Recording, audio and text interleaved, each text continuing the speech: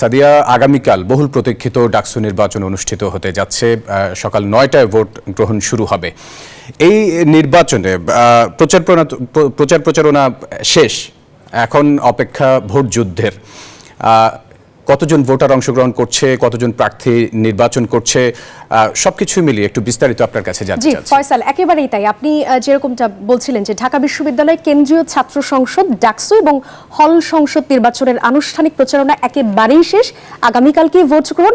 আমি একটু ডাকসু নিয়ে একটু সংক্ষিপ্তভাবে আসলে ইতিহাসটা দর্শকদেরকে জানাতে চাই, তারপরে আমি এবারের ডাকসু নির্বাচনের যে তথ্য আছে সেগুলো জানাবো। দর্শক, একটু জানিয়ে রাখতে চাই, ১৯২১ সালের ১ জুলাই ঢাকা বিশ্ববিদ্যালয় প্রতিষ্ঠার পরপরই কিন্তু এই যে ছাত্র সংসদ সেটি গঠিত হয় এবং তারপরে আমরা জানি যে ১৯২৪-২৫ যে শিক্ষাবর্ষ ছিল সেই শিক্ষাবর্ষে কিন্তু প্রথম ডাকসুর ভিপি মনোনীত করা হয় এবং তার পরবর্তীতে আমরা দেখেছি যে ১৯৫৩ সালে গঠনতন্ত্র সংশোধন করে ডাকসু যে নামকরণ সেটি আসলে হয়েছিল এবং সেই বছরে সাধারণ যে শিক্ষার্থীরা ছিল তারা কিন্তু আসলে ভোট দিতে পেরেছিল এবং আমরা তার পরবর্তীতে ইতিহাসের পরিক্রমায় দেখতে পেয়েছি যে সবশেষ ২০১৯ সালে সর্বশেষ ভিপি আসলে নির্বাচিত হয়েছিলেন সেই সময়কার ঢাকা বিশ্ববিদ্যালয়ের স্বতন্ত্র প্রার্থী এবং এখন যিনি গণ অধিকার পরিষদের সভাপতি নুরুল হক নূর। একটু জানাবো যে এই যে ২০১৯ সালে ভিপি নির্বাচিত হয়েছিলেন, তারপরে কিন্তু ৬ বছর অলমোস্ট চলে গেছে এবং এখন এসে কিন্তু বিপুল উদ্দীপনা এবং উৎসাহের মধ্য দিয়ে কিন্তু ডাকসু নির্বাচন আসলে অনুষ্ঠিত হতে যাচ্ছে।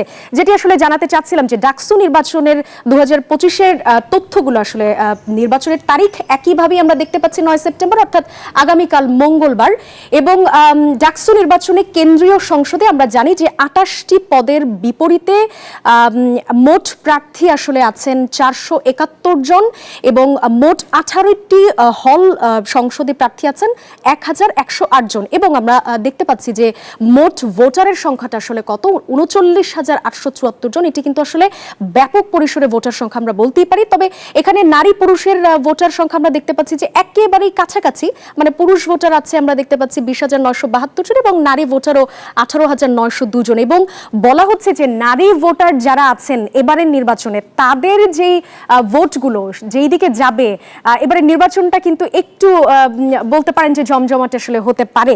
আমরা একটু পরবর্তীতে যেতে চাই নির্বাচনের তথ্যে আর কি আছে আমাদের কাছে আছে ডাকসু নির্বাচনের চিফ রিটার্নিং অফিসারের কার্যালয়ের কাছ থেকে আমরা যে সিদ্ধান্তগুলো জানতে পেরেছি যে ৮টি কেন্দ্রে বুথ নির্ধারণ করা হয়েছে ৮১০টি এবং সময়সূচি নির্ধারণ করা হয়েছে সকাল ৮টা থেকে বিকেল ৪টা এবং যারা লাইনে থাকবেন পরবর্তীতে আসলে তারা ওই সময়টার মধ্যেই ভোট দিতে পারবেন এবং চিফ রিটার্নিং অফিসারের কার্যালয় থেকে এটাও বলা হচ্ছে যে কোনো ধরনের বাধাবিঘ্ন ছাড়াই আসলে সব কেন্দ্রে এই নির্ধারিত সময়ের মধ্যেই কিন্তু আসলে ভোট গ্রহণ পসিবল এবং আমরা যদি একটু দেখি যে হল সংসদের ফলাফল সেটি আসবে হল থেকে এবং ডাকসুর ফলাফল আসবে কিন্তু সিনেট ভবন থেকে। একটু জানাতে চাই যে ভোট গণনায় স্বচ্ছতা নিশ্চিতের লক্ষ্যে আমরা দেখতে পেয়েছি যে গণনা কার্যক্রমটা আসলে কিভাবে হবে সেটি হবে আসলে সরাসরি দেখাবে ঢাকা বিশ্ববিদ্যালয় কর্তৃপক্ষ এবং সেই কারণে কিন্তু প্রত্যেকটা ভোট কেন্দ্রের বাইরে এলইডি স্ক্রিন কিন্তু প্রদর্শিত থাকবে এবং বলা হচ্ছে ভোটটা গণনা হবে ওএমআর মেশিনে। মানে বিষয়টা হচ্ছে এরকম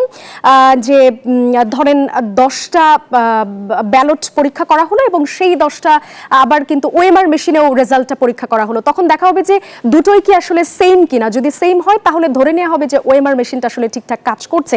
এবং আরেকটি বিষয় দর্শক আপনাদেরকে জানিয়ে রাখতে চাই, এই যে সুষ্ঠু নির্বাচন যাতে হয় সেই কারণে চিফ রিটার্নিং অফিসার বরাবর কিন্তু 10টার মতো প্রস্তাবনা দিয়েছে দেশের সরকারি বেসরকারি বিশ্ববিদ্যালয়ের যে সংগঠন ইউটিএল তারা এবং সেখানে বলা হচ্ছে যে জাল ভোট রোধ করা যাতে হয় এবং পরবর্তী যে শৃঙ্খলা সেগুলো যাতে বজায় রাখা হয় সেই সবগুলো বিষয় কিন্তু আসলে তুলে ধরা হচ্ছে। তো এখন পর্যন্ত আমার কাছে এইটুকু ডাকসু নির্বাচন ২০২৫ নিয়ে তথ্য ছিল। ফয়সাল, যদি এর পরবর্তীতে কিছু জানার থেকে নিশ্চয়ই অবশ্যই সাদিয়া, আমরা আবারও আপনার সাথে যুক্ত হব, তবে তার আগে আমার কাছে কিছু তথ্য রয়েছে সেটি জানিয়ে দেব।